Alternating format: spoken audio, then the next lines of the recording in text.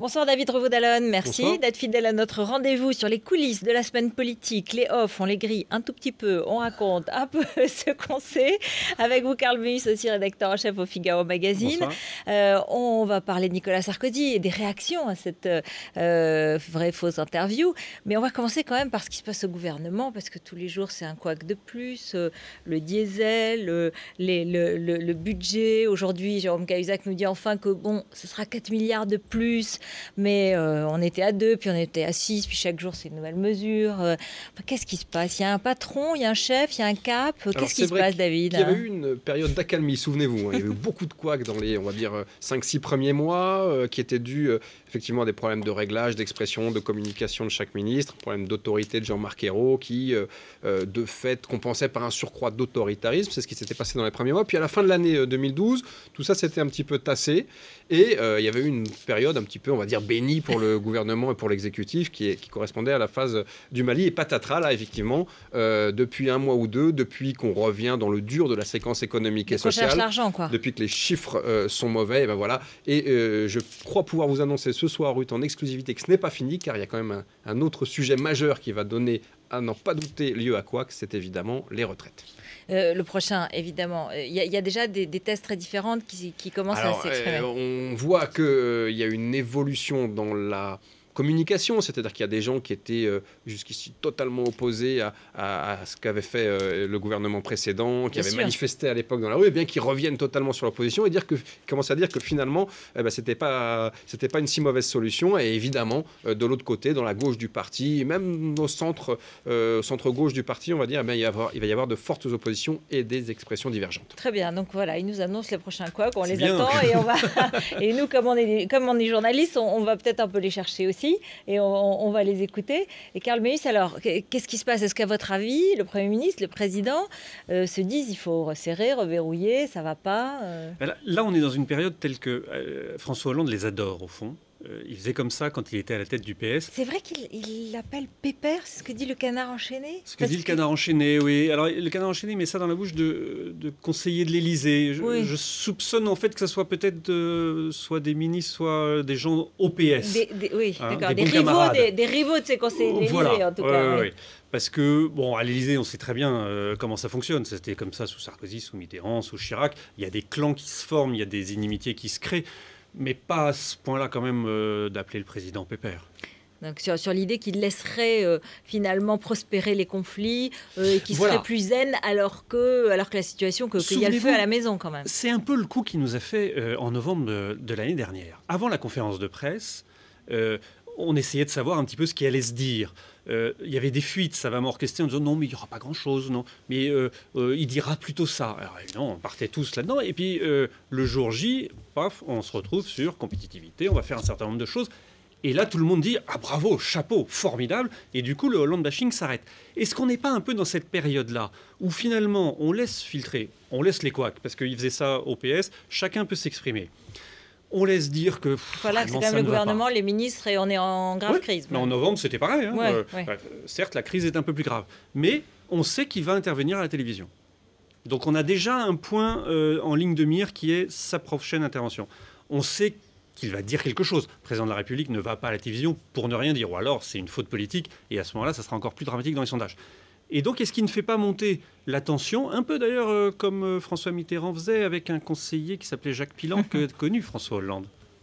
Oui, en quelque sorte. Alors donc voilà, ce qui est sûr, c'est qu'on sait que François Hollande va s'exprimer à la télévision dans la deuxième quinzaine de mars, sans doute sur France Télévisions. France Télévisions, sans doute. Sous quelle forme exactement, on ne le sait pas encore, c'est en train d'être étudié. Mais ce qui est sûr, pour rebondir sur ce que disait Carl, c'est qu'il y a une forme de darwinisme politique chez François Hollande. Il laisse faire, il laisse aller, et hop, à la fin, il en sort. Celui qui survit. Absolument. Et s'impose au BN du Parti Socialiste. C'était pas le gouvernement, certes, mais c'était la synthèse, souvenez-vous, qualifiée par les uns de synthèse molle, mais par d'autres de capacité justement à synthétiser toutes les opinions, les idéologies, les positions différentes. Et puis là, au gouvernement, effectivement, sur certains dossiers, il a laissé Arnaud Montebourg s'exprimer, Moscovici dans l'autre sens, Jean-Marc Ayrault, Manuel Valls, etc. Delphine Batho sur le diesel, il y a une bataille.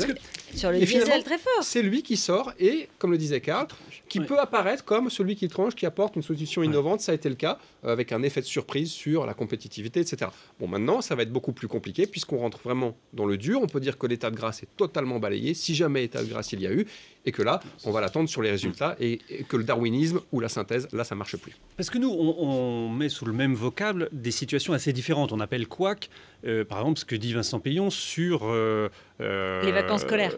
Oui, ou même avant, sur le cannabis. Ça, c'est un vrai couac. C'est pas du tout dans l'action gouvernementale. Il faut pas le dire à ce moment-là. Donc là, vraiment, on est dans le couac.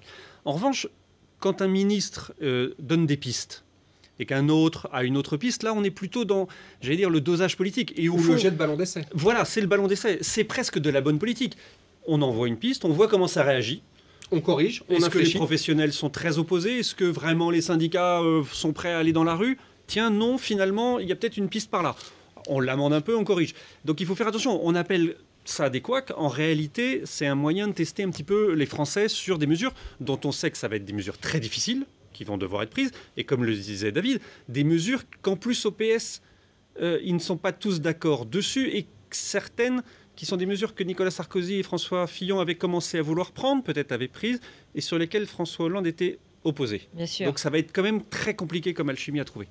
Donc c'est aussi un message à sa propre majorité pour préparer les députés socialistes à certains revirements. Absolument, on jette des petits cailloux, on avance des pierres, des pavés dans la mare parfois, et puis finalement on se retrouve dans une situation où il s'avère que c'est la meilleure politique, celle qui est le plus consensuelle, même si elle a le malheur d'irriter une partie de la gauche et de ne pas satisfaire une partie de la droite. Eh bien, on considère que c'est celle-là qu'on va pouvoir emprunter. C'est une tactique, mais François Hollande, on le sait, est éminemment tactique plus que stratégique.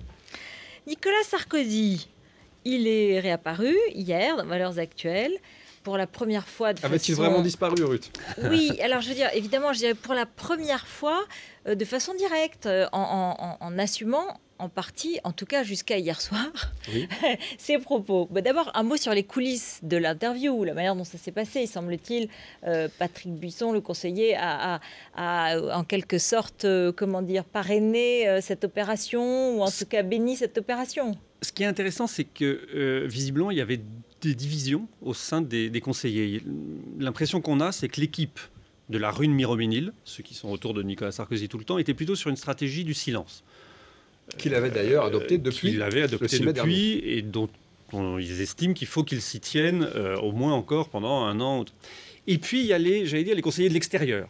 Vous avez cité Patrick Buisson, qui était plus sur l'idée, au fond, il faut occuper peut-être un vide. Il y a un François Hollande qui est très bas dans les sondages aujourd'hui. Personne à droite n'arrive à reprendre le flambeau. Il y a une division. C'est le moment, il faut parler. Et c'est cette équipe-là qui a gagné. Est-ce que c'est la bonne stratégie? Moi, je pense que non, qu'il valait mieux rester dans le silence jusqu'au bout, quitte à appliquer finalement la stratégie que Dominique Strauss-Kahn avait eue. Vous vous souvenez, quand il part au FMI? Du silence total. C'est le silence total. J'ai retrouvé des petits cailloux, ça et là. Avec des petits cailloux, voilà. Alors j'ai retrouvé justement ce que disait Dominique Strauss-Kahn en octobre 2007. Il est interrogé sur France 2. Et évidemment, inévitablement, on est tous pareils, nous les journalistes. On a beau être en 2007, on pose la question de 2012 en disant alors, c'est David Pujadas qui lui pose la question. Est-ce que vous serez candidat en 2012? Évidemment, il ne répond pas. Il dit je m'engage jusqu'au bout à être président du FMI. Pour autant, je vous lis la phrase, je ne renonce pas à être français. Et je vais faire une confidence, je suis socialiste. Ça suffit. Il a donné un canevas, on sait, on a compris. Et du coup, 3 ans plus tard, après un silence, c'est Anne Sinclair qui est envoyée dans le journal Le Point, l'hebdomadaire, et qui dit « Non, moi, je ne suis pas tellement favorable à ce qu'il fasse un 2e mandat. Pas besoin d'en dire plus, on sait qu'il va être candidat. » Eh bien ça, Nicolas Sarkozy n'a pas été capable de le faire. Il y a eu Carla Bruni il y a quelques temps qui a dit qu'elle n'avait pas du tout envie qu'il revienne et qu'il ne reviendrait que s'il y avait Marine Le Pen face à François Hollande en 2017 et que ce serait là le seul schéma. Donc c'était aussi la vraie fausse ce type de message. Voilà. De Valeurs Actuelles met tout à terre. Juste un mot, comment ça a été vécu à l'Élysée? Comment on l'a commenté? Il faut savoir déjà qu'à l'Élysée, on spécule pas mal sur l'obsession de Nicolas Sarkozy qu'aurait la gauche et les socialistes. C'est pas tout à fait exact. François Hollande, bien sûr, a Sarkozy en tête. Il l'a toujours eu en tête. Ça fait 5 ans et demi qu'il l'a en tête, puisque il fondait sa stratégie de conquête de l'investiture socialiste d'abord, du pouvoir ensuite, sur Sarkozy, sa pratique, sa méthode et surtout son impopularité. Donc tout ça, on l'a vu pendant la campagne, il a joué la carte de l'anti-sarkozysme et effectivement, il a touché le jackpot élyséen là-dessus. ça, c'est un état de fait qui s'est poursuivi avec son installation. Il a tout fait au début, souvenez-vous, en opposition avec Nicolas Sarkozy, en contraste. C'est la petite phrase quand même au Salon de l'Agriculture, tu ne le reverras plus. Effectivement, on s'aperçoit qu'il est plus dans une perpétuation de ce combat, de ce mano à mano, de ce duel avec Nicolas Sarkozy, que finalement dans l'installation d'une présidence hollandaise avec son style, sa méthode, etc. Il est resté tout à fait dans le combat. Ça ne veut pas dire qu'il soit obsédé par l'hypothèse candidature Sarkozy. On dit à l'Élysée que d'abord, c'est dans 4 ans et un peu plus, un peu moins de 5 ans, c'est dans longtemps, il peut se passer beaucoup de choses. On voit que l'offensive de Fillon a quand même un petit peu modifié la donne à droite, mais c'est vrai qu'il y a des sondages après qui donnent, on les a vus, à Nicolas Sarkozy très loin, très très loin devant François Fillon. Et parmi les sympathisants. Je voudrais qu'on écoute écoute ensemble juste une petite interprétation. Jacques Ségala était sur notre plateau hier et il a développé l'idée d'une sorte de cohabitation psychologique entre les deux présidents, le nouveau et le précédent. Mais il a aussi évoqué une petite anecdote, moi, qui m'avait échappé et qui peut être révélatrice. Écoutez. Nicolas Sarkozy est toujours président. Quand on téléphone à son bureau, ah bon, qu'est-ce qu'on entend au téléphone? La petite musique qui était la sienne à l'Élysée. Ça veut dire que Hollande a dit changez-moi la musique. Lui, il a récupéré la musique. C'est-à-dire qu'il a fait de la géolocalisation médiatique. C'est très extraordinaire. Mais ça, c'est une façon, sa façon à lui, de ne pas sombrer dans la déprime. En fait, ce que ça montre, cette séquence, c'est que les deux veulent refaire le match. Parce que Nicolas Sarkozy fait cette interview en réaction au Salon de l'Agriculture, parce que ça a été fait et non après. Et non pas à l'intervention de François Fillon. Voilà, exactement. Ça montre bien que ça. Et tout à l'heure, François Hollande a réagi en parlant du Mali, évidemment, à l'interview de Nicolas Sarkozy. On voit bien que les deux hommes, là, ils sont déjà dans le match. Comme vous le disiez tout à l'heure, on est quand même à 4 ans de l'élection, mais déjà, ils ont envie de rejouer le match. Juste un mot sur les réactions autour de François Fillon, autour de Jean-François Copé.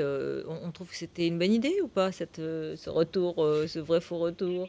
Il y a forcément un peu de tactique et d'hypocrisie. Je crois qu'autour de Jean-François Copé, on est quand même un petit peu plus conciliant. On envisage cette hypothèse, tandis que chez François Fillon, il le dit d'ailleurs, l'heure n'est pas à parler de casting. Donc là, pour le coup, il perpétue, je dirais, la stratégie posée la semaine dernière dans son meeting, dans son interview au Monde. On est tous à égalité, on repart à zéro. On est tous à égalité et je suis même un petit peu au-dessus des autres. Souvenez-vous, je reprends l'exemple de Dominique Strauss-Kahn, qui ne voulait pas de primaires trop tôt. Ouais. D'ailleurs, même, il ne voulait pas forcément des primaires. Les sondages, ça va aller office de primaires. Et qui voulait des primaires? Plutôt François Hollande, et des primaires, Martine Aubry. On sait très bien que dans ce genre de situation, ce sont ses propres amis, les gens de votre camp, qui sont les plus acharnés à ne pas vouloir que vous reveniez. Donc on imagine bien que François Fillon et Copé sont dans cette situation. Et les Français, à votre avis, comme ça, ils auront apprécié cette interview? Parce que je lisais dans Le Point qu'il apparaissait un peu fébrile dans cette interview, que ce qui aura marqué peut-être, c'est qu'il est un peu familier. Alors la gauche utilise ces phrases sur le mariage homosexuel. Bientôt, ils vont s'y mettre à 4 pour faire un enfant. On a empêché ma femme de chanter pendant 5 ans. Enfin, des choses qui peut-être... Oui, finalement, on a eu pendant 5 ans un Nicolas Sarkozy qui a eu des problèmes, souvenez-vous, de présidentialisation, de représidentialisation, de déprésidentialisation, pardon, c'était un peu le feuilleton quotidien, justement parce qu'il y avait des réactions un peu personnelles, d'égo, d'amertume. On sentait un petit peu trop la psychologie, c'est ce qui lui était reproché, la psychologie du personnage. Et bien là, effectivement, il retombe un petit peu dans les mêmes travers. C'est ce qui pose la question du statut exact de cette interview, qui, d'après les responsables de l'hebdomadaire Valeurs Actuelles, était tout à fait calé et qui, selon l'entourage de Sarkozy, était plutôt des propos off. Donc là, pour le coup, le mystère demeure. On dirait qu'il a un peu reculé après, en fait. Je pense qu'il n'imaginait pas ce qui serait retenu. C'est-à-dire que forcément, c'était une discussion informelle, destinée quand même à être publiée. Mais pour lui, l'important, c'était la critique qu'il portait à François Hollande. Pas forcément tout ce qui a été retenu. Et au fond, il va falloir voir un petit peu comment les Français vont s'en saisir. C'est toujours compliqué sur une interview de presse écrite de savoir comment les Français l'interprètent, réagissent. S'il avait voulu vraiment s'adresser directement aux Français, il serait venu chez vous. Il aurait fait une télévision ou une radio. Là, il fait presse écrite, donc il pourra toujours dire que ses propos n'ont pas été tenus, parce qu'il n'y aura pas de sonore. Merci beaucoup. Merci à tous les deux. Restez avec nous. C'est bien sûr Marc Cottement tout de suite pour le 20h.